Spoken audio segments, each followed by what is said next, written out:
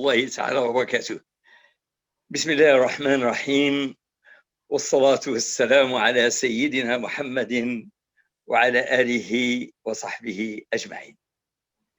نريد خلال هذا اللقاء إن شاء الله أن نتبادل بعض المقتطفات من إعجاز وعجائب هذا القرآن العظيم، هذا الكتاب الذي قال عنه ربنا عز وجل: كتاب أحكمت آياته ثم فصلت من لدن حكيم خبير، والذي قال عنه الرسول صلى الله عليه وسلم: فيه نبأ ما كان قبلكم وخبر ما بعدكم وحكم ما بينكم، لا يشبع منه العلماء ولا تنقضي عجائبه.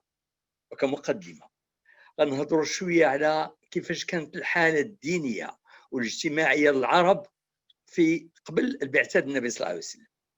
هذه المدة قبل النبي صلى الله عليه وسلم تميزت بالشرك وبالوثنية وبعبادة الأصنام. كل قبيلة في مكة في العربية السعودية والعشيرة ديالها كل واحد كان عنده الأصنام ديالو، منهم اللي مشهور واللات والعزى ومنات اللي تقول الله تعالى عليها: أفرأيتم اللات والعزى ومناة الثالثة الأخرى. وامتلأت الكعبة توصلت 360 صنم، وكان هناك بعض الآلهة الكبيرة ديالهم بحال هبال، وكان بحال ذكرنا الله تعالى في سورة نوح سواع ويغوث ويعوق ونسرا.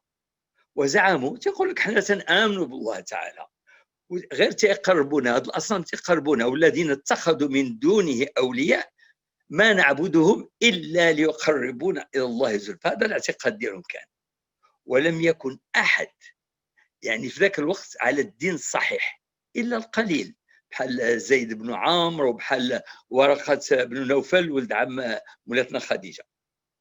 من المعتقدات ديالهم كان طبيعة الحال إنكار البعث، ما تآمنوش بالبعث. مناسك الحج تلوثت، فصار الطواف حولها الناس يطوفوا عريانين بدون ثياب.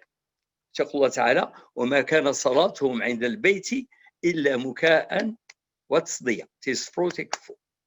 وفشى فيهم طبيعة الحال شرب الخمر والميسر والربا، وكانت الأكثرية منهم تيمارسوا وأد البنات، يعني تيدفنوا بنيتات وما مازالين حيين. وتيوصف لنا جعفر بن أبي طالب اللي مشى عند النجاشي تيقول له، وصف لنا أحوال الناس في مكة، فيقول للنجاشي اللي كان هو ملك الحبشة، تيقول له: كنا قوما أهل جاهلية نعبد الأصنام ونأكل الميتة ونأتي الفواحش ونقطع الأرحام ونسيء الجوار ويأكل القوي الضعيف. فلما وصلت الحالة لهذه الدرجة ديال الانهيار الشديد في الأخلاق وفي القيم وفي العادات والعلاقة والعقيدة وكل شيء، صارت ظلمات بعضها فوق بعض، أصبحت الأرض تحتاج إلى وحي من السماء. وشاءت القدرة الربانية باش كل رسول تيجي إلا خصو يجيب واحد المعجزة اللي تتناسب القوم ديالو. تقول الله سبحانه وتعالى: وما أرسلنا من رسول إلا بلسان قومه ليبين لهم. فبماذا كان أهل مكة ذاك الوقت تيمتازوا؟ آنذاك كان العرب ذاك الوقت ماهرين في علم اللغة والشعر والبلاغة والبيان والفصاحة والروعة الأسلوب، وكانوا تقيموا مسابقات التنافس في اللغة، منها المعلقات والتي كانت تلقى في أسواق الجاهلية بحال العكاظ. كانوا تيديروا دي فوار بحال اللي تديروا دي فوار، وتيطولوا أموا تيشوفوا التنافس شكون هو اللي غادي يفوز أحسن شعر وأحسن قصيدة إلى آخره.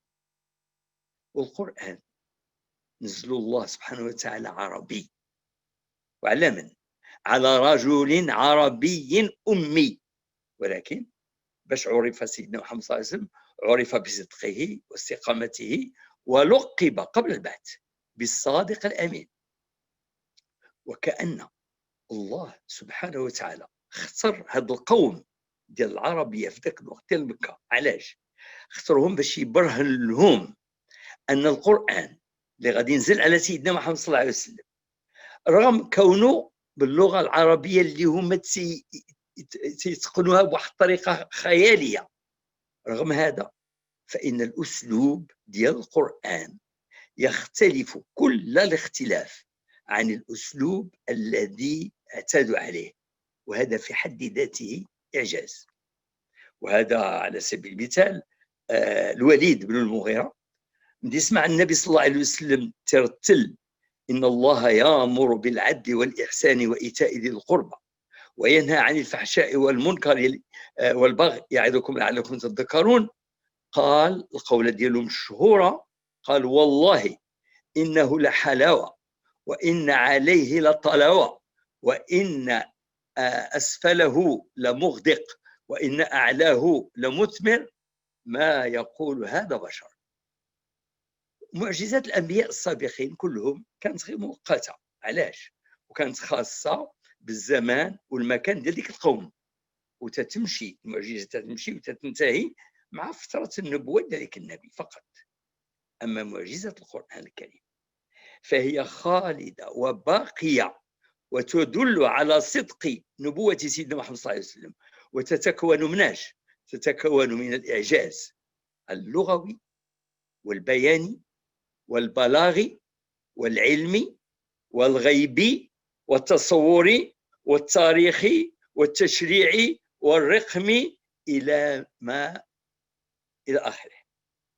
ولقد تحدى الله سبحانه وتعالى، تحدى الإنس وتحدى الجن في الإتيان بالقرآن الكريم، ومرت داكشي بثلاثة ديال المراحل. في المرحلة الأولى تحدي بالإتيان بالقرآن كاملا، وفي المرحلة الثانية الإتيان غير ب10 صور، وفي الثالثة تيتحداهم يجيبوا غير صورة واحدة بحال إنا أعطيناك الكوثر. يقول الله تعالى قل لئن اجتمعت الجن والإنس على أن يأتوا بمثل هذا القرآن لا يأتون بمثله ولو كان بعضهم لبعض ظاهرا. يقول سبحانه وتعالى وإن كنتم في ريب مما نزلنا على عبدنا فأتوا بصورة من مثله. وتتقول فإن لم تفعلوا تتحداوا في مرة، فإن لم تفعلوا ولن تفعلوا، يعني صافي نفاها نهائيا، ما كانش غادي يجيب هذا المثال ولن تفعلوا فاتقوا النار التي أعدت للكافرين. فمن الطبيعي أن يكون أول إعجاز لغوي وبياني وبلاغي باش ينطبق مع البيئة اللي كانوا عايشين فيها. وبطبيعة الحال لكن هذا الرسول ديالنا صلى الله عليه وسلم ما جاش غير القوم ديالو فقط أرسله الله تعالى إلى البشرية جمعاء. يقول سبحانه وتعالى في سورة الأعراف قل يا أيها الناس إني رسول الله إليكم جميعا. وبما أنه صلى الله عليه وسلم أرسل إلى الأجيال كلها، من الجيل اللي كان فيه هو إلى آخر الجيل اللي غادي يكون إلى أن يرث الله الأرض ومن عليها، فمن العدل ومن المنطق أن يتضمن القرآن معجزات تلائم ماذا؟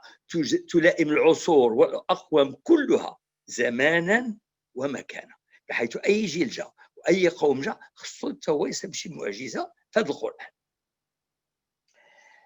ولكن مع مضي الزمان المعجزات في هذا القرآن خصها دائما تكون تتناسب مع العصر. يقول الله سبحانه وتعالى سنريهم تكسع قديمة في المستقبل سنريهم آياتنا في الآفاق وفي أنفسهم حتى يتبين لهم أنه الحق. ويقول سبحانه وتعالى وقل الحمد لله سيريكم آياته فتعرفونها وما ربك بغافل عما تعمل. وفي عصرنا هذا وصلنا إلى اكتشافات عديدة تبرهن على مصداقية هذا القرآن، وذلك في ميادين شتى، منها اللغة والبلاغة والبيان وعلم الفلك والكوسمولوجي والاستروفيزيك والبيولوجي والنبات والبحار والمادة والجسم البشري إلى آخره، كلها تتبرهن على مصداقية القرآن. وقبل ما نتعرض الأمثلة حية من كتاب الله عز وجل تنذكر أن الموقف ديال الناس أمام هذا القرآن تختلف. باش تختلف بحسب الإيمان ديال كل واحد والمعتقدات ديال كل واحد. فالناس 4 أصناف، ماشي كلشي بحال بحال. الصنف الأول تنسميهم أنا لي ريكالسيترون، يعني الرافضون الذين لا يريدون أن يسمعوا عن هذا القرآن ولا أن يقرأوه ولا أن يتلى عليهم. بعد عليا، ما بغيتش نسمعوا، je n'en ai que faire. يقول الله تعالى: وقال الذين كفروا لا تسمعوا لهذا القرآن والغوا فيه لعلكم تغلبون. وقالوا قلوبنا في أكنة مما تدعون إليه وفي آذاننا وقر ومن بيننا وبينك حجاب فاعمل إننا عاملون. وتقول الله تعالى في سورة نوح: جعلوا أصابعهم في آذانهم واستغشوا ثيابهم وأصروا واستكبروا استكبارا. هذو هما الرافضون. الفئة الثانية هما المعاندون، عزيز عليهم الجدال، عزيز عليهم البوليميك. وإذا تتلى عليهم آياتنا قالوا قد سمعنا لو نشاء لقلنا مثل هذا إن هذا إلا أساطير الأولين بل كذبوا بما لم يحيطوا بعلمه ولما يأتيهم تأويله كذلك كذب الذين من قبلهم فانظر كيف كان عاقبة الظالمين. أما الفئة الثالثة هم المؤمنون عاديا، لكرويون: ربنا آمنا بما أنزلت واتبعنا الرسول فاكتبنا مع الشاهدين. آمين الحمد لله. والفئة الرابعة وهم اللي اصطفاهم الله سبحانه وتعالى هما أولو الألباب، هم اللي تعالى العلماء، هما أهل الذكر، هم الله تعالى اللي أعطاهم الحكمة.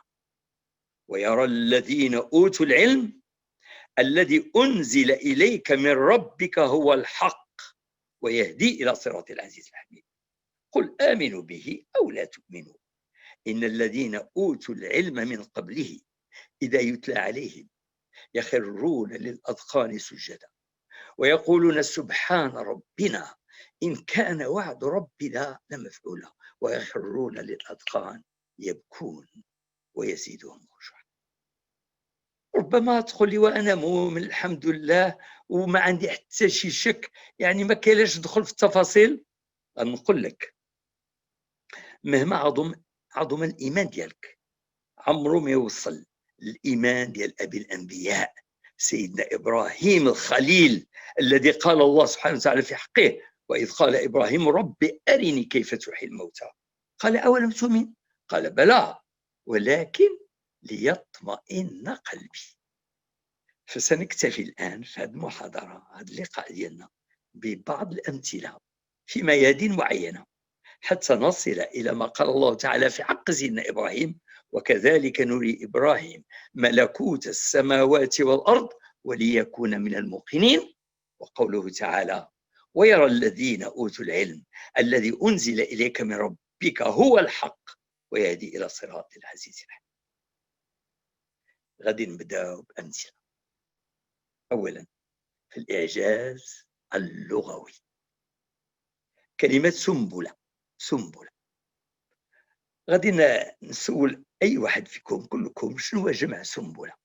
طبيعة الحال تحتاجوا شوية ديال النحو اليوم، شوية ديال البلاغة، ولكن ماشي ولا بدا، حنا غادي نسهلوا الأمور. على ما Je m'excuse de vous couper, mais est-ce que vous pouvez un petit peu franciser si vous pouvez? Oui, alors là, je suis obligé de parler arabe parce que c'est intraduisible. هذه اللي غنقول دابا est intraduisible. Quand vous le pouvez, merci beaucoup Sidi. D'accord. Alors, la première des choses, il y a سنبلة، كلمة سنبلة. تقول الله تعالى في سورة البقرة: مثل الذين ينفقون أموالهم في سبيل الله كمثل حبة أنبتت 7 سنابل. إذا قبت سنبلة والبلوريال ديالها صلح سنابل في البقرة.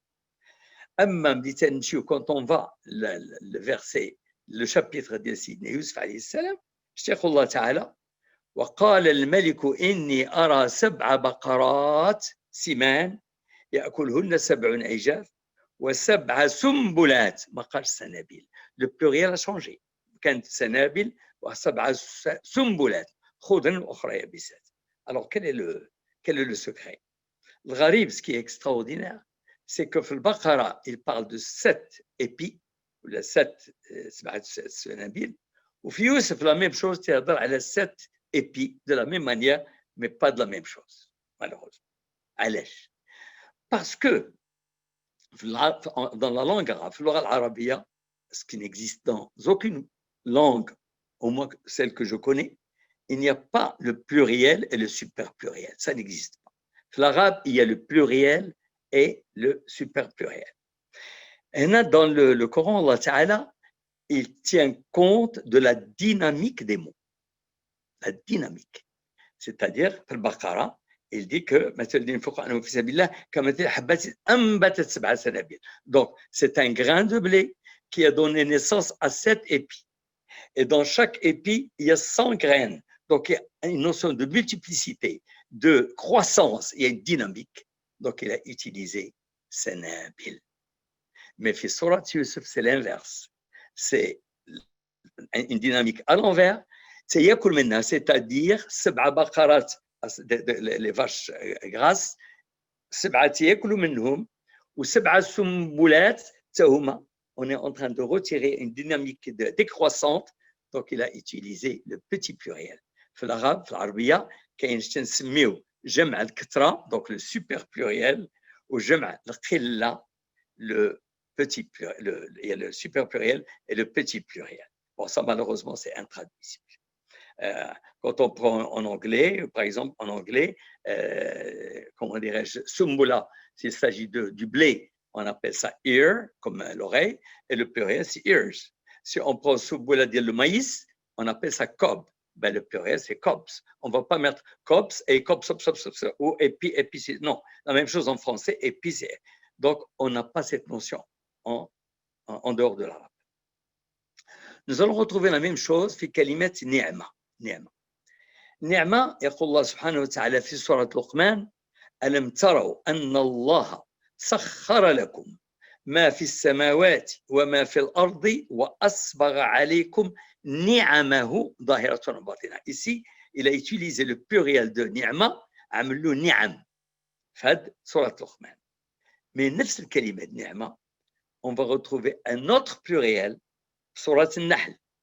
إن إبراهيم كان أمة قانتا لله حنيفا ولم يكن من المشركين شاكرا لأنعمه ماشي لنعمه. حتى هنا شنو هو السر؟ يعني القرآن عنده une particularité, c'est le choix des mots, même des lettres. هنا il nous explique Allah Ta'ala, il nous explique que إذا صلحت هنا نعم وهنا صلحت أنعم. نعم c'est ce qu'on appelle le super pluriel, يعني جمع الكثرة. أما أنعم c'est le petit pluriel, c'est جمع القلة. وهي اللي صلح مع سيدنا إبراهيم. الله تعالى تصيفطنا un message là-dedans. تيقولنا ما كاينش شي واحد اللي يشكر الله تعالى من غير سيدنا محمد صلى الله عليه وسلم اللي يشكر كثر من سيدنا إبراهيم. Donc سيدنا إبراهيم c'était quelqu'un qui s'exécutait. يعني jusqu'au point قال له الله تعالى tu égorges ton fils, قال له présent. Eh bien, même Ibrahim, اللي شكر الله تعالى, il l'a remercié يعني tout azimut. الله تعالى تقول له ما شكرت إلا une partie ديال النعم أنعم. Parce qu'on n'arrivera jamais, même si on vit des milliers d'années, à remercier Allah pour tous les bienfaits dont il nous a comblés. Donc, le Coran tiraille a des petites subtilités. C'est extraordinaire. C'est pour ça qu'il y a un ni'am. Malheureusement, on ne peut pas traduire ça. D'abord, غادي نمشيو مثلا دائما في البلاغ والبيان parce qu'on est en train de parler de la rhétorique, on est en train de parler يعني de خلينا البلاغه والبيان في اللغه العربيه. C'est vraiment parce que c'est le Coran, il défie les Arabes dans leur propre langue. هنا غادي نجيو les rêves يعني الرؤى. تقول الله تعالى في سورة يوسف إذ قال يوسف لأبيه يا أبت إني رأيت 11 كوكبا والشمس والقمر.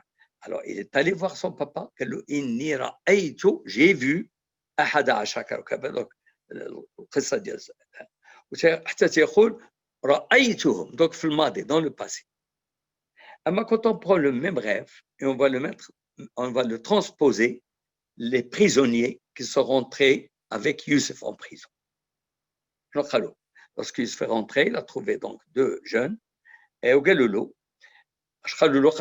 قال أحدهما إني أراني أعصر خمرا وقال الآخر إني أراني أحمل فوق رأسي خبزا تأكل الطير منه. Donc هنا c'est pas la même chose. Youssef إني رأيت, c'est dans le passé, et là c'est le présent, إني أراني. Et le roi lui-même, Malik, fait surat Yusuf, يقول وقال الملك إني أرى, là aussi c'est le présent.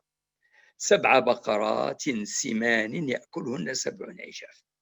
Alors, pourquoi? Quel est le secret? Quel est le secret pour علاش يوسف هضر في الماضي والفتيان والملك هضروا في المضارع؟ علاش؟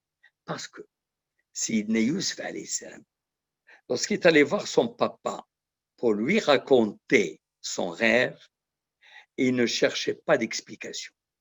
C'est tout simplement un fait. Je t'expose ce que j'ai vu dans mon rêve. Quant aux prisonniers et au roi, il voulait avoir une explication. La preuve, نبئنا بتأويله إنا نراك من المحسنين. والملك يا أيها الملأ افتوني في رؤياي إن كنتم لرؤيا تعبرون. وهنا l'arabe, le Coran, il va utiliser la construction de phrases extraordinaires, ce qu'on appelle hikayatul hal في اللغة العربية.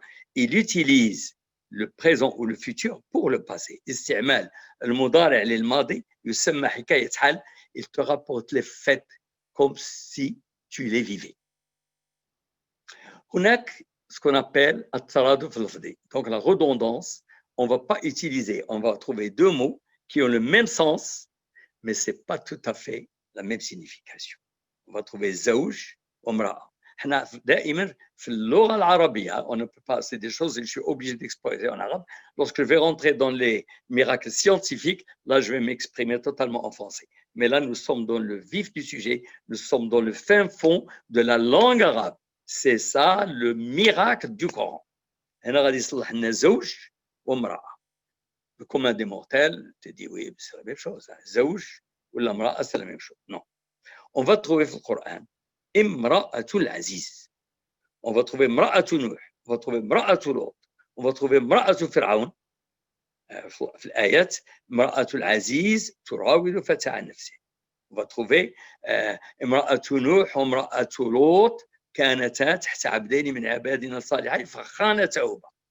غادي نصيبوا امرأة فرعون إذ قالت ربي ابن لي عندك بيتا في الجنة ونجني من فرعون وعمله. الزوج وامرأة تستخدم كلمة زوج فوقاش ملي تكون لا غولاسيون, العلاقة مبنية على المودة والرحمة. أنا تنصلحوا كلمة زوجة من جانب, ومن دي تكون في نفس الوقت تكاثر من جانب آخر, c'est-à-dire qu'il y a quand même la reproduction. Mais إذا انقطعت هذه العلاقة, si هذه الريلاسيون n'existe plus ديال المودة ولا التكاثر, بحال اللي وقع مع امرأة العزيز لأن خانته وخانت الشرف, وامرأة نوح وامرأة لوط هما خانوه. هنا العقيدة زادت تولي تسمى امرأة. أما سيدنا زكريا عليه السلام, القرآن غادي يخاطب, il va utiliser les 2 mots pour la même femme, pour la femme de Zakaria. Une fois il va l'appeler امرأة, et une fois il va l'appeler زوجة. Pourquoi?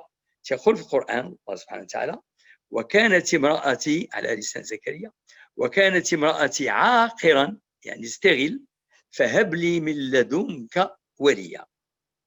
قال امرأتي, pourquoi? لأن ما تتولدش, لأن وصفها بعاقر, وهذا الجانب ديال لا ريبرودكسيون ما عندهاش. ولكن من دي أنجبت, elle a pu donc donner naissance à un enfant. يقول الله تعالى فاستجبنا له زكريا ووهبنا له يحيى وأصلحنا له زوجه فأسماها الزوجة لأنها تحققت بها العلاقة بالتكاثر. وكذلك ومن آياته أن خلق لكم من أنفسكم أزواجا لتسكنوا إليها وجعل بينكم مودة ورحمة. ويقول الله تعالى في الفرقان الذين يقولون ربنا هب لنا من أزواجنا وذريتنا قرة أعين وجعلنا متقين إماما. Toujours dans la langue arabe, parce que c'est ce qu'on est en train de souligner, et dans ce que je dirais la comparaison des mots, nous allons trouver pour le même objet, c'est-à-dire entre guillemets l'année.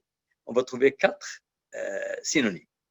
Alors, qu'il y a une sana, ou qu'il y a l'am, ou qu'il y a le haoul, ou qu'il y a le hijaj. Alors, Allah Ta'ala, bon, il ne s'amuse pas. Chaque mot a une signification propre. Alors, ce que vous allez trouver dans le Coran, كلمة سنة. هذا déjà.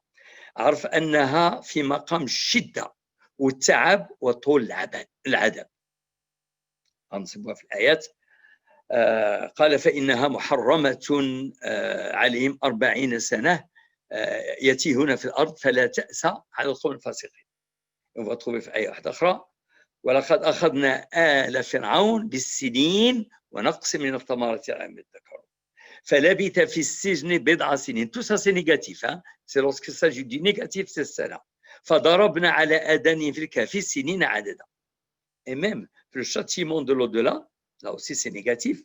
ويستعجلونك بالعذاب ولن يخلف الله وعده وإن يوما عند ربك كألف سنة مما تعد. أما العام, le mot عام, qui est équivalent à سنة, non. On l'utilise uniquement في الخير وفي الرخاء. قال تزرعون 7 سنين دأبا في سورة يوسف عيسى فما حصدتم فذروه في سنبله إلا قليل مما تأكلون ثم يأتي من بعد ذلك 7 شداد يأكلن ما قدمت لهن ثم يأتي من بعد ذلك عام فيه يغاث الناس وفيه يعصرون. هكا ان شاء الله بحال دابا هاد كورونا اللي مطلع لنا الدم في 2020 غادي ان شاء الله يجي 2021 ونقولوا الحمد لله جا العام ديال 3 سنه ديال كورونا وجا العام ديال الفرج. هكذا القران تيصلح. وقد ذكرت الايه بعد السنين السبع ولقد ارسلنا نوحا الى قومه فلبث فيهم 1000 سنه الا 50 عاما. سيدنا نوح a sévi avec son peuple pendant يقول الله تعالى ما قالش pendant 950 ans pendant 1000 ans 1000 سنه يعني 1000 سنه ديال التكرفيس وديال العذاب وكيف تيواجهوه الا كان ليكسيبسيون الا 50 عاما c'est-à-dire pendant 950 ans هو في الشده حتى جا الطوفان donc le déluge. Après il s'est débarrassé de tout ce peuple, il est resté avec sa petite famille donc qui a été sauvé. Il a vécu avec cette petite famille pendant 50 ans. أما الحول, c'est une année glissante. Elle ne commence pas au 1er janvier au 31 décembre ou la Fatih Muharram et la 31 Hijja. C'est une année, les anniversaires du 12 mai au 12 mai. أما حجاج, c'est une utilisation très très ponctuelle. اللي غادي نصلحها في سيدنا موسى عليه السلام. سيدنا موسى كان في مصر وجا لمدين, la ville de Médiane, mais il ne résidait pas dans Médiane, il était uniquement de passage. Donc, quand il a rencontré donc, son futur beau-père, tu vas travailler avec moi sur mes champs pendant 8 ans, pendant 8 années, entre guillemets, passagères. Avec le hijaj, c'est pour quelqu'un qui n'est pas résident pendant une année qui va pas durer éternellement. Donc زائر ان الحج في اللغه العربيه هو الزائر وغادي يصلح 8 اعوام ديال كلكان كي دو باساج فسميت قال اني اريد ان انكحك احدى ابنتي هاتين على ان تأجرني 8 حجاج.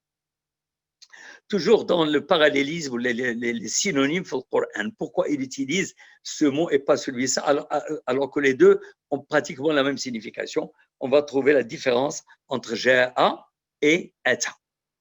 Alors Allah Ta'ala a utilisé le mot ja'a 278 fois dans le Coran. حتى إذا جاء أحدكم الموت توفته رسلنا ويفرطون حتى إذا جاءتهم الساعة بغتة قالوا يا حسرة. Mais غادي يستخدم le mot qui est équivalent ata 261 fois. أتى أمر الله فلا تستعجلوه ولا على الذين إذا ما أتوك لتحملهم قلت لا أجد ما أحملكم عليه لعلي آتيكم منها بقبس أو أجد على النار هدى. علاش؟ يقولنا الله تعالى في هذا القرآن تيبان أن quand il utilise le mot جاء c'est المشقة وبعد المسافة والتعب وطول الزمان. Quand tu me dis automatiquement جاء, c'est-à-dire qu'il y a une certaine difficulté inhérente l'aide المجيء. إما il est venu de loin, إما il a eu beaucoup de difficultés à venir, ou bien ça a pris beaucoup de temps. Donc راتب جاء دائما في المشقة. Mais أتى elle rime avec سهولة واليسر ou la courte distance ou même les délais sont très courts. بحال غتقول أتى من هذا البيت لهذا البيت, c'est pas difficile. Mais il y a quand même un point d'interrogation.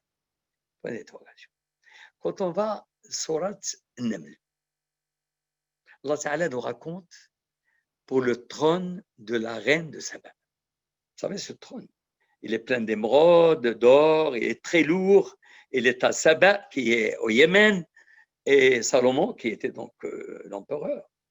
Il a demandé, enfin l'histoire est un peu longue, il a demandé à ce qu'on lui ramène le trône de la reine de Saba, depuis Sanaa, Saba, le Yémen, jusqu'en Palestine. Alors vous allez transporter un objet matériel qui pèse très lourd, doit peser plus de 100 kilos, plus peut-être de 200 kilos. Il faut le transporter sur une distance de 2500 kilomètres. C'est quand même pas facile. Mais il va utiliser le terme ayyukum ya'tini bi, c'est-à-dire c'est comme si on ramenait quelque chose de très facile. Pourquoi? Parce qu'il s'adresse à qui? Sulayman, il avait à sa portée, donc parmi les sujets, le djinn, les diables. Et pour les diables, c'est quelque chose de très facile. Transporter quelque chose de très lourd sur une très grande distance, ça ne demande pas beaucoup d'efforts. Et puis il y avait, bien sûr, il y a le diable, le djinn. Je suis prêt à te ramener avant que tu ne te lèves un peu de ton audience, c'est-à-dire ça va prendre à peu près 4 heures. Mais celui qui avait la connaissance du livre, moi je peux te l'apporter avant que ton œil ne cligne, c'est-à-dire moins d'un dixième de seconde. Et aujourd'hui, entre parenthèses, aujourd'hui, nous ne savons pas faire. Nous ne savons pas faire et nous ne pouvons même pas expliquer physiquement ni mathématiquement comment on peut transporter. Je ne dis pas la photo, vous êtes en train de me regarder, vous avez ma photo, même si vous êtes à Tokyo, ce n'est pas grave, ça va très vite. Mais que je puisse me transporter moi-même physiquement ou transporter un objet à une très grande distance instantanément, en moins d'un dixième de seconde, à aujourd'hui, nous ne savons pas faire.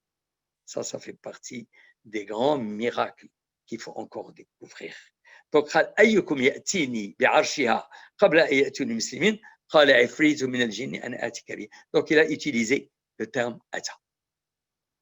Nous allons trouver également, avec l'histoire de Sidna Moussa alayhi salam, lorsqu'il va voir la lumière, il va donc se demander, on va trouver 3 mots qui diffèrent de temps en temps. غادي نصيبوا في سورة طه تقول الله تعالى لعلي آتيكم منها بقبس أو أجد على النار. Donc c'est ce qu'il a dit un peu à sa petite famille. Écoutez, vous restez ici, je vais aller chercher. في النمل سآتيكم منها بخبر أو شهاب قبس اصطلوا. وفي القصص فلما قضى موسى الأجل وسار بأهله آنس من جانب الطور نارا قال لأهلهم كثوا إني آنست نارا لعلي آتيكم منها بخبر أو جدوة من النار لعلكم تصطلون. Qu'est-ce qui se passe? C'est toujours la même chose. Il a toujours vu la même chose. Comment ça se fait qu'il utilise 3 terminologies totalement différentes? Ben ici, l'ijaz du Coran, c'est ce qu'on appelle des phrases complémentaires. Chaque ayah va nous donner une partie de la vérité et lorsque les rassemble les 3, nous avons tout le portrait. C'est-à-dire, dans la première, Sidna Moussa était totalement égaré. Il ne savait pas où aller. Donc il a dit, peut-être que je vais trouver mon chemin. Dans la deuxième, c'était l'obscurité totale. Il leur a dit, peut-être je vais vous apporter de quoi vous éclairer. Et la troisième, il faisait très froid. Il a dit, je vais vous apporter de quoi vous réchauffer. Donc, il n'y a pas de répétition, c'est une complémentarité. Quant à l'amasat al-bayaniya, donc ces subtilités dans la rhétorique dans le Coran, nous allons voir par exemple Surat Saf. Surat Saf, dans le chapitre de Saf, on va trouver Sidna Moussa alayhi salam et Sidna Isa, tous deux des prophètes, et tous les deux, ils vont s'adresser au même peuple. Quel est ce peuple? C'est les fils d'Israël, Banu Israël. فيما يخص سيدنا موسى عليه السلام شو قال؟ يقول الله تعالى وإذ قال موسى لقومه يا قوم لم تؤذونني وقد تعلمون أني رسول الله إليكم. Donc c'est Moussa qui s'adresse à son peuple en disant oh mon peuple, pourquoi, etc. Mais Isa alayhi salam, lui aussi s'adresse à la même population, même peuple, mais il ne dit pas oh mon peuple, il dit ya bani Israël. Pourquoi? Parce que si vous poussez l'examen en profondeur, vous allez trouver que le mot peuple, qawm, vous ne pouvez dire je suis de tel peuple que si votre père est de ce peuple. Vous ne pouvez dire que Ben Mleh est marocain que parce que son père est marocain et son grand-père, etc. Donc, le peuple est lié. Or, Sidna Moussa, d'accord, son peuple, son père est de cette population, mais Sidna Isa n'a pas de père. Donc, c'est tout à fait logique qu'ils ne disent pas mon peuple, ils disent Ya Bani Israël. Nous allons trouver également des petites, mais c'est vraiment pour voir un peu l'exactitude du Coran. Parfois une lettre, une seule lettre. Alors, ce que je vais exposer, c'est la lettre Wa, ou Fa. C'est un E, mais un peu décalé. Puis, c'est puis. Nous allons trouver les versets Kulum Yas'alunak. C'est plus d'une dizaine de versets minimum. Yas'alunaka ani ash-shahr al-haram qitalin fihi قل قتال فيه كبير. الله تعالى يقول سيدنا محمد صلى الله عليه وسلم غادي يسولوك اش تدخل. يسالونك عن المحيض قل هو اذى. يسالونك عن اليتامى قل اصلاح لهم خير. يسالونك ماذا ينفقون قل العفو. يسالونك عن الروح قل الروح من امر ربي. يسالونك عن ذي القرنين قل ساتلو عليكم منه ذكرا. يسالونك عن الاهله الى اخره. قل الا ايه واحده في القران وهي اللي في سورة طه يقول الله سبحانه وتعالى ويسألونك عن الجبال ما فيهاش قل فيها فقل ذاك لو بوتي فا هذيك فا يسألونك عن الجبال فقل ينسفها ربي علاش زادوا فا Eh bien, la réponse, c'est que جميع المواقف, dans toutes les circonstances, les gens sont venus voir le Nabi sallallahu alayhi wa sallam pour lui poser la question. Nous vous demandons au sujet de qu'est-ce qu'il fait le Nabi sallallahu alayhi wa sallam? Il n'a pas de réponse. Il attend à ce que la révélation arrive. تيتسنى الوحي. ملي تيجي الوحي تيعطي الجواب. هنا النبي صلى الله عليه وسلم في هذه القضية الجبال مازال ما جاوش الناس. Les gens ne sont pas encore venus pour lui demander. Mais Allah Ta'ala, il anticipe et lui dit, ils vont venir pour te demander au sujet des montagnes. ويسألونك عن الجبال. N'attends pas la révélation. Je te donne la réponse d'ores et déjà. فقل ينسفها ربي نسفا. يعني des petites tournures qui ne sont pas visibles à l'œil. Parfois, vous avez un petit caractère. Effacé en arabe. Malheureusement, le grand chapitre, la première partie de ce chapitre, c'est de l'arabe pur, parce qu'on est en train de combattre avec l'arme initiale du Coran, وهي اللغة. يقول الله تعالى ويمحو الله الباطل. الله تعالى فإفاس يمحو. يمحو il vient du verbe محا يمحو بالواو. يقول الله تعالى ولكن اللي جيتي تشوفها كيف مكتوبة في القرآن c'est très important l'image اللي مكتوبة فيه يمحو ما مكتوباش بالواو. alors que normalement خصها تكون عندها الواو. ويمحو الله الباطل ويحق الحق بكلماته إنه عليم ذات الصدور.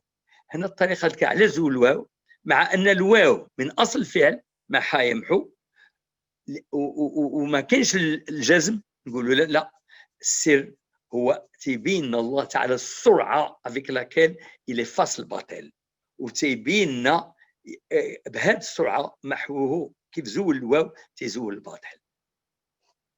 هنا également une autre tournure قبل ما ندخلوا ل d'autres exemples دابا حنا مازال في لا ريتوريك مازالين في لا لونغ عرب. فأوجس في نفسه خيفة موسى. شوف لا تورنيور هذه بالنسبة ديال سيدنا موسى فأوجس في نفسه خيفة موسى. أما في سيدنا إبراهيم ما قالش الله تعالى هكذاك تيقول الله سبحانه وتعالى في سورة إبراهيم فأوجس منهم خيفة يعني سبق هما خاف منهم. أما سيدنا موسى عمل في نفسه. علاش؟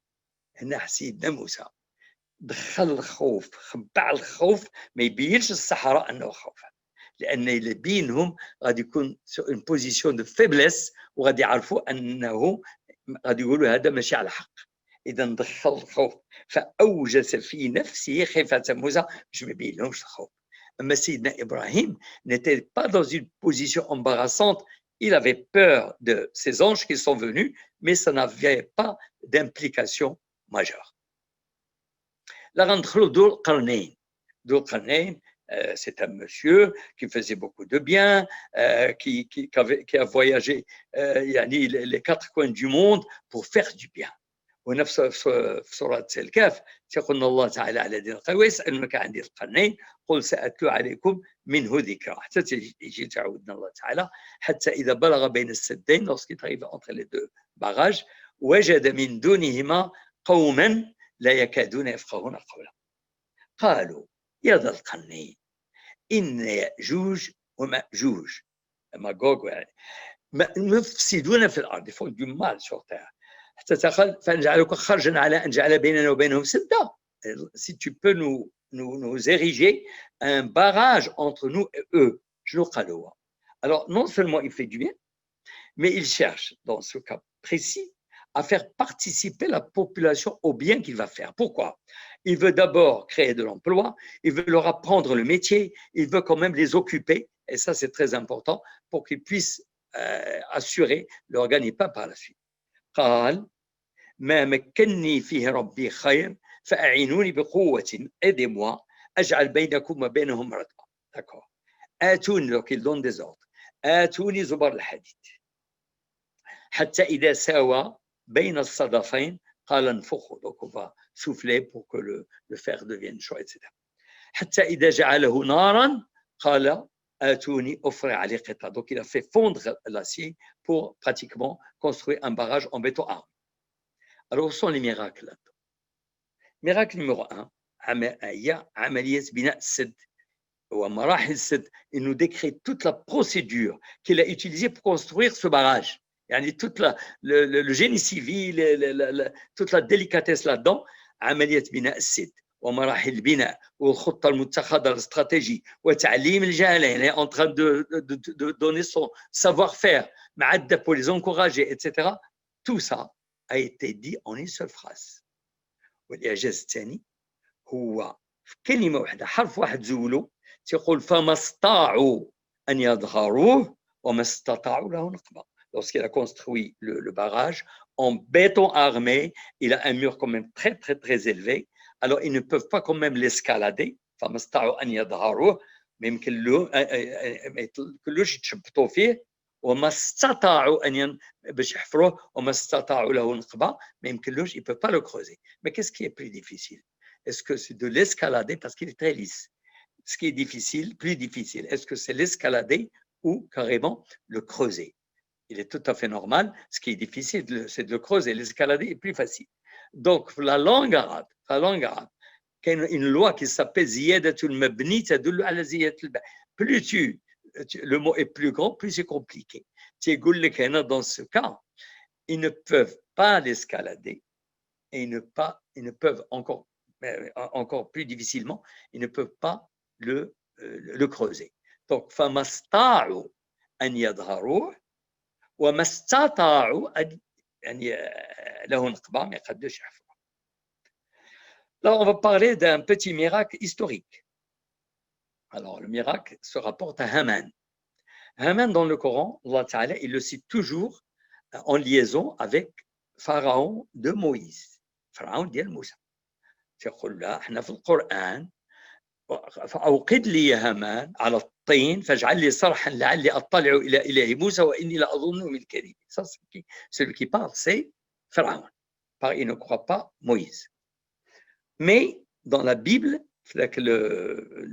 l'Ancien Testament, qu'est-ce qu'on va trouver? On va trouver que Haman, c'était un assistant le roi de Babel en Irak, et il a fait beaucoup de mal aux Bani Israël, donc les fils d'Israël, et il est cité qu'il a vécu 1000 ans après Moussa. Or, le Coran, ce qui est extraordinaire, il nous dit qu'il est avec Moïse et avec Pharaon. Et ceci a été découvert dans le musée de Vienne, Hofburg, le musée, avec les écritures hiéroglyphiques, c'est l'écriture des Égyptiens, et avec le dictionnaire, ce qu'on appelle le Dictionary of Personal Names du New Empire, c'est un dictionnaire donc qui explique tout. On a trouvé effectivement que Haman, il travaillait avec Pharaon, وكان مسؤول عن عمال مقالع الأحجار. Il était responsable des gens qui cherchaient la pierre pour la tailler. Toujours dans le domaine historique, les miracles historiques, c'est l'histoire des Roms. يقول الله تعالى ألف لام ميم غلبت الروم في أدنى الأرض ومن بعد غالبين سيغلبون. هنا on sait que les Perses غلبت الفرس الروم. Les Perses avaient donc conquis Rome, mais il dit qu'ils vont établir la revanche. C'est exactement ce qui s'est passé après 9 ans. Dans le Coran, nous allons trouver ce qu'on appelle la contre-intuition, c'est-à-dire ce qui est un peu contraire au bon sens, enfin, entre guillemets, ce que nous croyons être le bon sens. يقول الله تعالى ادفع بالتي هي أحسن فإذا الذي بينك وبينه عداوة كأنه ولي حميم. C'est mon adversaire, il m'a fait du mal, et en plus, je me dis, il faut que j'aille lui tendre la main et le traiter en ami. C'est exactement ce à quoi est arrivée la psychologie positive et l'intelligence émotionnelle. Et maintenant, c'est une nouvelle science, ça s'appelle la pardonnologie, et celui pratiquement qui l'enseigne avec un gros phosphorescent, c'est un grand chercheur qui s'appelle Damasio, et il le dit, il le répète, il dit, agissez toujours avec le pardon. Et on va trouver beaucoup de trucs de contre-intuition pour le Coran. On a في القرآن ce qu'on appelle les palindromes. Les palindromes, c'est le maqloub al-mustawi, c'est-à-dire la même phrase, tu la lis des deux côtés de la même manière. Nous allons trouver rabbaka fakabbir, tu vas la lire dans ce sens, ou dans ce sens, c'est exactement rabbaka fakabbir. Tu vas trouver kullun fi falak. كل في فلك يسبحون كل في فلك تقراها هكا وهكا تبقى valable. Nous allons trouver également des miracles numérologiques. Bon, quoique il y a des gens qui te disent bon, on va se limiter à quelques exemples très concrets. Surat al-Baqarah. Surat al-Baqarah, elle comporte 286 ayats. 286 divisé par 2, c'est 143. Donc au milieu de al-Baqarah, c'est l'ayat 143. Qu'est-ce qu'elle dit? وكذلك جعلناكم أمة وسطا. C'est le milieu de al-Baqarah. Quand on va la résurrection, Allah Ta'ala, il dit بَلَا قَادِرِينَ عَلَى أَنْ نُسَوِّيَ بَنَانَهُم. Nous sommes capables de ressusciter non seulement leur corps, mais même leurs empreintes, les doigts. Il y a 14 siècles, on parle de doigts. Mais ce qui est extraordinaire, c'est que les doigts, l'ayah dans laquelle sont cités les doigts, elle vient, si on compte le Fatiha comme le premier verset, Bismillah ar-Rahman ar-Rahim, l'ayah, l'ayah numéro 5555. Khamsa. Tous les orteils, elle est 5. Bon, ça c'est taraif. Allah Ta'ala يقول لنا في العمران إن مثل عيسى عند الله كمثل آدم. Alors bien sûr, sur le plan biologique, absolument, ce sont des gens qui n'ont pas de père. Adam n'a ni père ni mère, Sidna Isa n'a pas de père. Donc tous les deux ont des chromosomes un peu différents. Mais en plus de ça, nous allons trouver que Adam et Isa sont répétés le même nombre de fois dans le Coran. Tous les deux sont répétés 25 fois. Mieux encore. Il y a une seule ayah dans laquelle ils sont répétés tous les deux. Mais avant cette ayah, tous les deux ils sont cités 6 fois, et après cette ayah, tous les deux ils sont cités 18 fois. La même chose sur Al-Kahf, Allah subhanahu wa ta'ala, alors il y a notre ami qui s'appelle Kahil Abdoudaim, il a fait beaucoup de recherches dans le domaine de la numérologie, il a trouvé que Allah ta'ala walabitu fi kafihim 300 sinin وازدادوا 9. Et les jeunes sont restés dans la caverne 300 ans et 9 ans. Ben, il a trouvé que le nombre de mots qu'il y a entre l'habitu et l'habitu, c'est exactement 390 kalima. On ne peut pas croire que c'est un hasard. Bon, maintenant on va passer à un autre genre de miracle. On va voir avec la fourmi. La fourmi.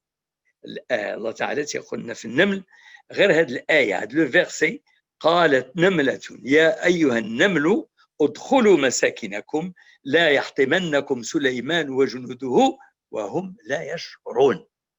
Alors هنا on a double miracle, un miracle linguistique et un miracle scientifique. Alors le miracle linguistique, c'est comme dit docteur Sabri Damardash, le verset, il est très court, mais il réunit toutes les lois de la rhétorique. On va trouver في نفس الآية qu'est-ce qu'on va trouver? Je suis obligé de parler arabe, c'est beau. قالت يعني يا أيها النمل ادخلوا مساكن. يا تتسمى حرف النداء. إذا نادت أيها نبهت. النمل عينت. مساكنكم نصت. لا يحطمنكم حذرت. سليمان خصت. جنوده عمت وهم لا يشعرون اعتذرت. فجمعت في هذه الآية على لسان نملة النداء والأمر والنهي والتحذير والتخصيص والتعميم والإشارة والاعتذار.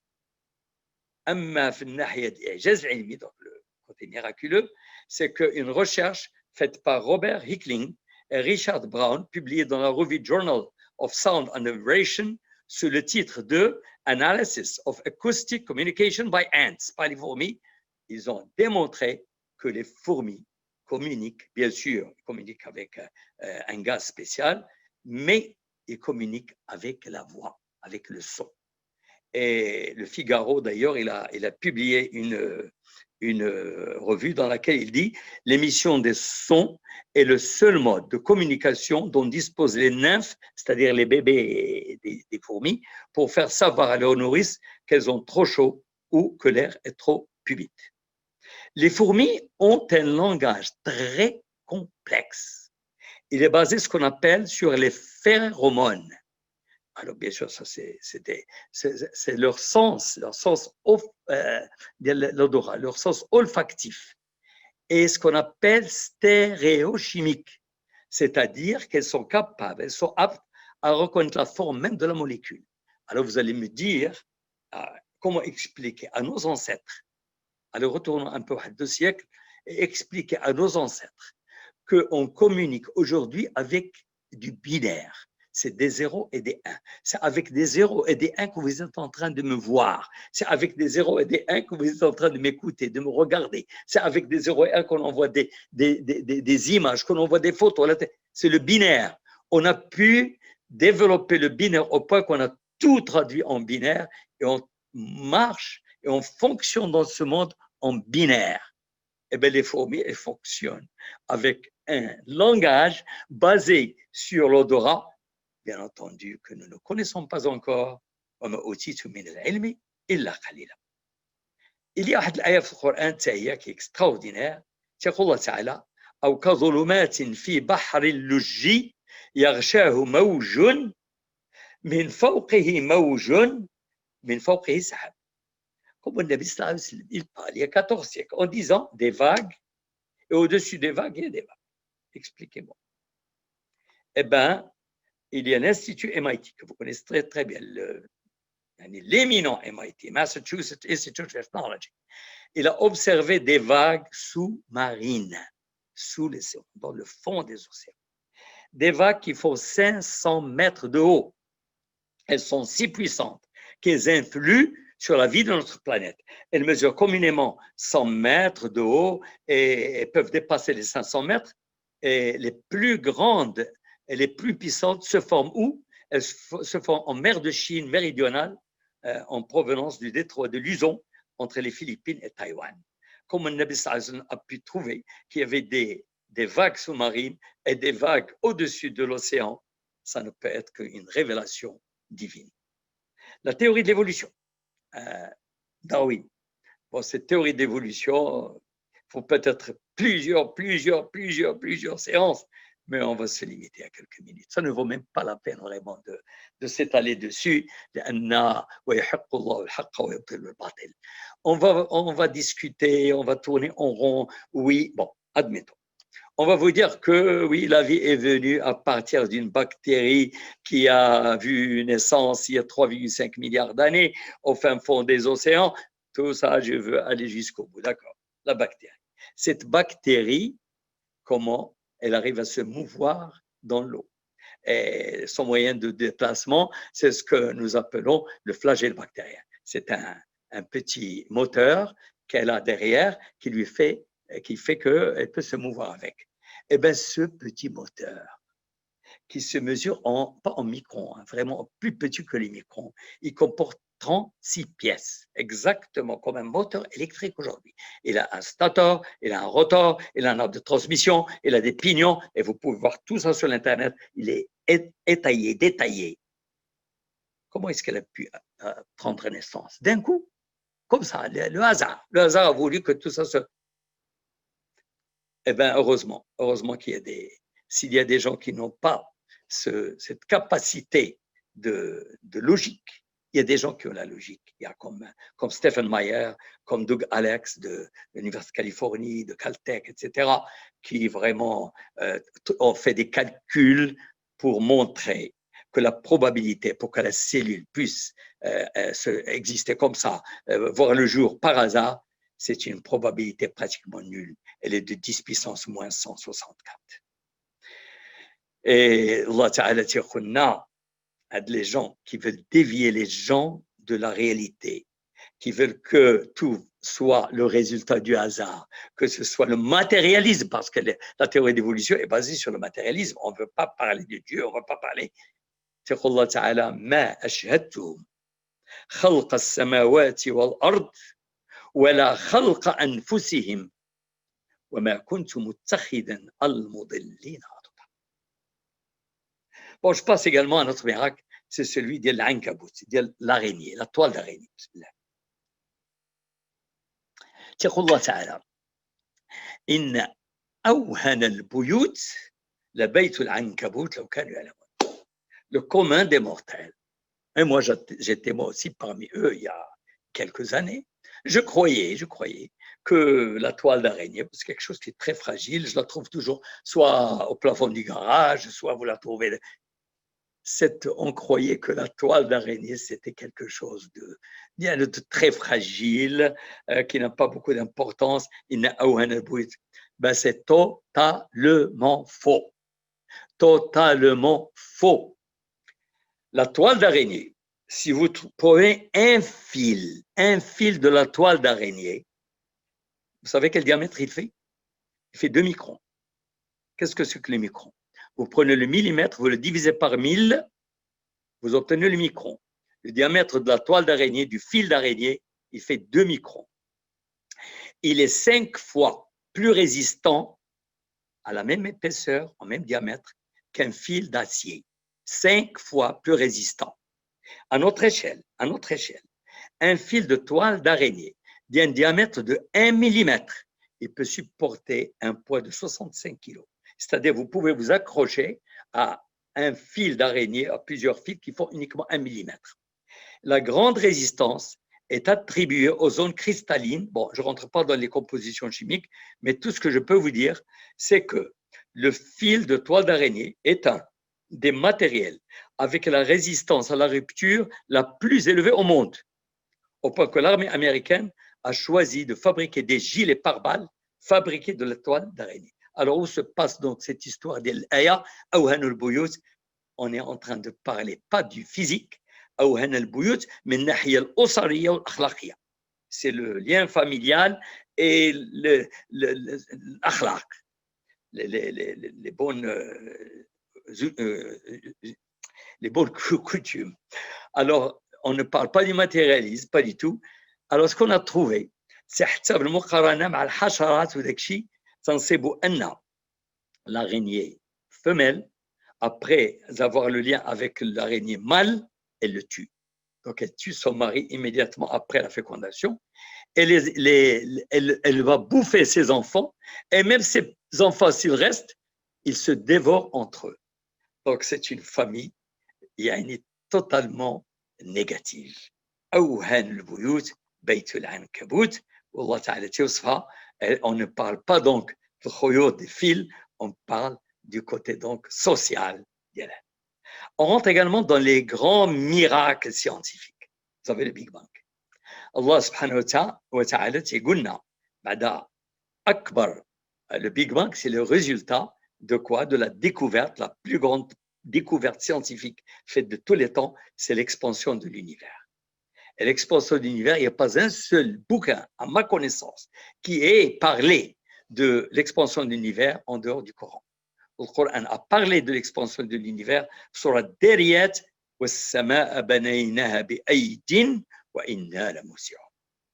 Et cette expansion de l'univers a été découverte par l'astrophysicien Edwin Hubble, qui donc avait la responsabilité de diriger l'observatoire du Mont Wilson en Californie, et il a trouvé effectivement que le monde était en expansion. Et le fait que le monde est en expansion, ça veut dire que dans le passé, il était de plus en plus petit, puisque maintenant il grandit et grandit. Dans le passé, il est de plus en plus petit, c'est-à-dire qu'il avait un début. Et ce début, qui est pratiquement au moment où tout ce que vous voyez dans l'univers était sur une tête d'épingle, c'est le commencement de l'univers. C'est ce que Allah Ta'ala dit, c'est le début de l'univers, de la création. Et de là, il y a une explosion, donc le Big Bang, qui donc va donner lieu après particules élémentaires, etc., jusqu'à l'univers que nous connaissons aujourd'hui. Et puis, Allah Ta'ala, أو يمر الذين كفروا أن السماوات والأرض كانتا رتقا ففتقناهما وجعلنا من الماء كل شيء حي. C'est exactement l'univers était sur tout ce que vous voyez, tous les atomes, les protons, les neutrons, tout était sur une tête d'épingle.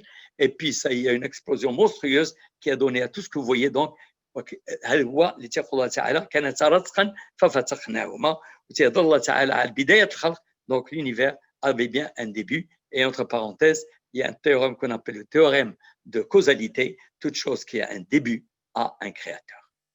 Nous allons toujours trouver dans le Coran c'est-à-dire que nous avons une ceinture protégée, un bouclier protecteur de notre terre. Et bien effectivement, la terre sur laquelle nous vivons, elle a plusieurs couches atmosphériques. Et la dernière couche qui s'appelle l'exosphère ou la thermosphère, c'est une couche qui, une fois que les roches vont nous tomber dessus, toutes les roches qui viennent donc des ceintures d'astéroïdes, dès qu'elles rentrent, elles vont trouver de la résistance, elles vont se pulvériser, se désagréger. Et mieux que ça, nous recevons quotidiennement des rayons nocifs, les rayons gamma, les rayons X, les vents solaires. Allah Ta'ala a fait que de notre globe émanent des champs magnétiques qui vont former tout à fait au-dessus de notre tête ce qu'on appelle les ceintures de Van Allen. Ce sont de véritables parapluies, ce sont des boucliers qui vont nous protéger.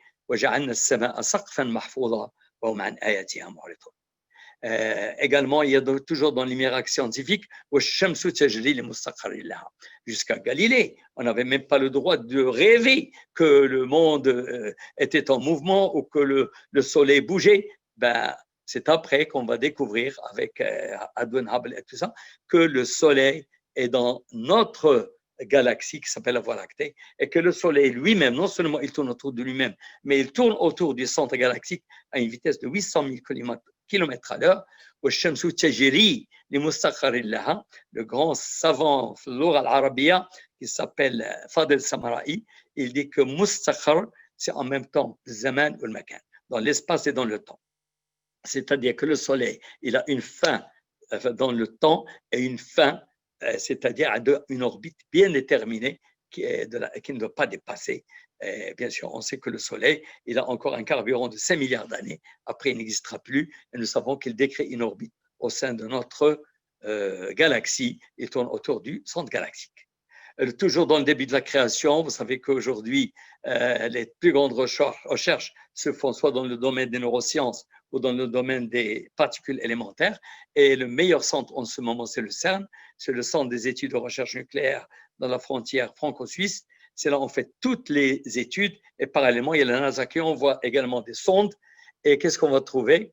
Qu'est-ce que c'est que le CERN? C'est un tunnel qu'on a creusé 100 mètres sous le sol. Et c'est un tunnel qui fait 27 km de diamètre avec un diamètre à peu près de 10 mètres, dans lequel fonctionnent plus de 1000 ingénieurs jour et nuit pour remonter le temps et voir comment les particules élémentaires ont pris naissance. Allah Ta'ala, il a créé min adam, il a créé les particules élémentaires qui se sont assemblées, oui, on va te dire par hasard. Ces particules se sont assemblées pour donner les quarks sont assemblés pour donner les protons, puis les atomes, puis etc., pour obtenir là où nous sommes aujourd'hui. Et bien, pour remonter l'histoire, pour remonter le temps, nous faisons tout ça dans le CERN, dans ce tunnel. En arabe, le tunnel s'appelle un nafaq. Et en même temps, nos amis de la NASA qui envoient des sondes à Sulam, Allah Ta'ala a résumé ça, Surat Al-An'am, Sidna Muhammad sallallahu alayhi wa sallam, qui se faisait du mauvais sang parce qu'il n'avait pas les moyens, il n'avait pas les preuves matérielles pour convaincre son peuple. Allah Ta'ala, وقد نعلم أن يحزنك الذي يقولون. تقول تعالى وإن كان كبر عليك إعراضهم. Vraiment, si tu te fais du mauvais sang parce qu'ils sont en train de te demander وإن كان كبر عليك إعراضهم فإن استطعت, si tu avais la possibilité de creuser un tunnel, فإن استطعت أن تبتغي نفقا في الأرض أو سلما في السماء فتأتيهم بآية ولو شاء الله لجمعهم على الهدى فلا تكونن من الجاهلين. Allah Ta'ala ne t'a pas envoyé pour les forcer à croire. Il t'a envoyé uniquement pour passer le message. Le reste, ce n'est pas ton affaire. Et puis, nous allons trouver également la découverte de Yale et de HeartMath. On a trouvé que le cœur avait sa propre mémoire. Nous croyons dans le passé que notre cerveau avait ce qu'on appelle des neurones. Or, il se trouve que le cœur, il dispose de 40 000 neurones. Il a sa propre mémoire, il a son propre cerveau. Mieux que ça, on a trouvé que le cœur, avec ce cerveau, il donne des ordres au cerveau. Et là, ça explique pourquoi Allah Ta'ala في القرآن ما تيهضرناش على العقل، تيهضر مع القلب. إنها لا تعمى الأبصار ولكن تعمى القلوب التي في الصدور. لهم قلوب لا يفقهون أم على قلوب أقفالها. إن في ذلك لذكرى لمن يا رب لمن كان له قلب أو ألقى السمع وهو شهيد. كيفاش النبي صلى الله عليه وسلم يضع على القلب؟ احنا نعرفوا غير المخ. حتى الآن عاد كيفاش نوصلوا لهذا la découverte. Et puis, je crois que je vais clore parce que je crois que j'ai pris trop de temps. La dernière découverte, elle date d'il y a 20 jours. Elle a été faite par Ohio State University aux États-Unis. Et elle a été publiée dans Science Daily le 22 octobre 2020. Donc, qu'est-ce qu'elle dit, cette petite découverte?